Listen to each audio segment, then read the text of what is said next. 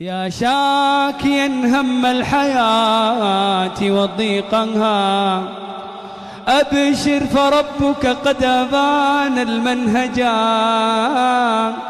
من يتق الرحمن جل جلاله يجعل له من كل ضيق مخرجا. يجعل له من كل ضيق مخرجا.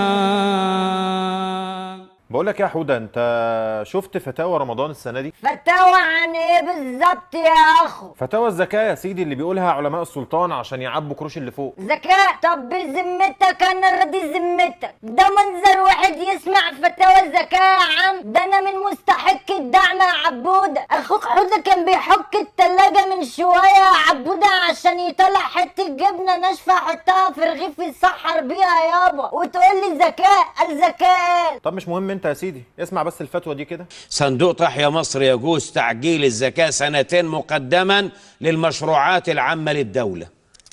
الرسول اللي عمل، هتقول لي أصلك إيه في هذا؟ أقول لك استسلف النبي صلى الله عليه وسلم من عمه العباس زكاة سنتين لدعم بيت مال المسلمين. خد اللي عمله الرسول وطبقه على تحيا مصر.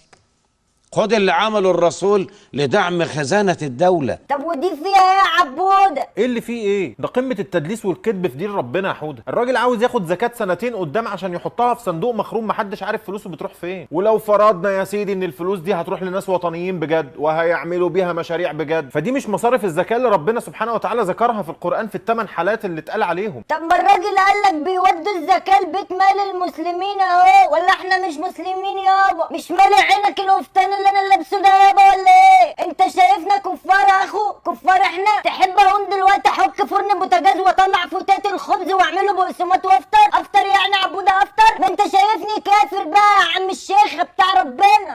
يا حودة بص، بيت مال المسلمين ده اللي كان بيشرف عليه النبي صلى الله عليه وسلم والصحابة من بعده، وكان بياخد الفلوس دي عشان يطلعها في مصاريفها الشرعية للحالات اللي قلت لك عليها، ما كانوش بيعملوا منها مشروعات. قول لي انت بالله عليك كم واحد ممكن يسمع الفتوى دي وبدل ما كان بياخد فلوسه ويديها لواحد فقير او مسكين ياكل وياكل عياله ويروح يحطها في صندوق لمشروعات ما يعلم بيها الا ربنا؟ انت بس اللي ما بيعجبكش العجب يا عبودة، ما بيعجبكش العجب يا زميلي. هو الراجل بس عشان مش معاكم بتطلعوا فيه القطط الفطسانة زي حودة اللي على وضعه مضرب الامثال في الوطن العربي والغربي، وبتقولوا عليه ان هو واد مش برنس في نفسه. ده مش برنس في نفسه؟ طب بذمتك شفت تناسق الالوان ده قبل كده يا عبودة؟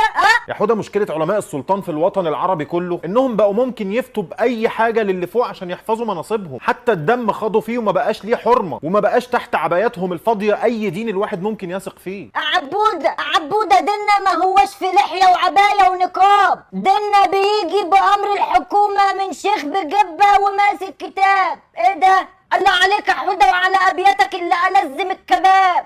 مفتي البيادة آخر سعادة وهو بيفتي بقتل الشباب، بيقول خوارج وصورة المعارك فيها الدليل ان دولت كلاب، وموتهم في طيس وعندي الحديث اللي ممكن يخلي سريرك دولاب، جبت سعادته وعمة سيادته بتلعن في دقنه وشعره اللي شاب، مفتي الضلال اصبح مثال العجوز اللي خرف وهلس وخاب، طبيعي مدام البيادة اللي حاكمة تبقى الفتاوى بنجمة وكاب، ولو في عبده هتحكم بلدنا تشوفه بيرقص وبيغني راب. تصدق انت على وضعك بجد، ابتديت تبقى على وضعك، وقعدتك مع حودة هتخليك تبقى واد برنس في نفسك.